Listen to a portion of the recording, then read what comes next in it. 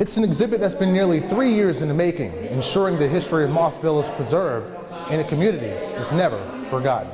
If you take a drive just between Westlake and Sulphur, you'll notice a small community with a deep history, the community of Mossville. This community has been around since the 1800s, and it is disappearing. So we felt it certainly served our mission to have an exhibit. While most of the homes have now either been moved to new locations or torn down due to the expansion project, some residents of this proud community remain and are glad the Imperial CALCASIEU Museum is finding a way to capture Mossville's history. It means everything to me. I couldn't even, money could not pay me for the things that I was given, the things that I was taught, the love that I got in my community. Edward Lamel Gordwin is a descendant of one of the founding families of Mossville. She says the exhibit brings back old memories.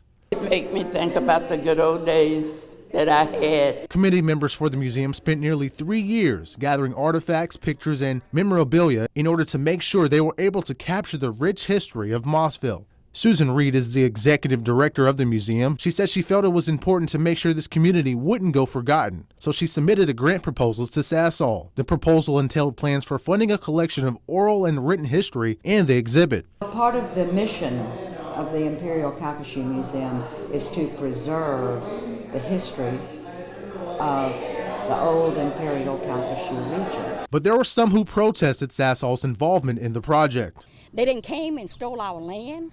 Now they trying to steal our heritage. Christine Bennett explains she has no issue with the exhibit, but she doesn't feel Sasol has done enough to honor Mossville's legacy. This is a beautiful thing. But what about Mossville? We don't have a problem with the people of Mossville putting our history here. But we like to always keep Mossville open, keep Mossville alive. We should have something left there in Mossville.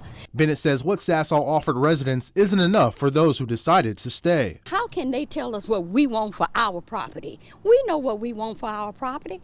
Give them what they need to leave whole for Mossville. That's what we want, something to commemorate Mossville for our grandkids, great-grandkids, for us to go back and to always remember. Sasol did issue a statement regarding the protests, reading in part, "From the early stages, we've continually reached out to our neighbors and sought their input on ways we can partner to make a positive difference. The result is an extensive, ongoing partnership between Sasol and Mossville to address community desires."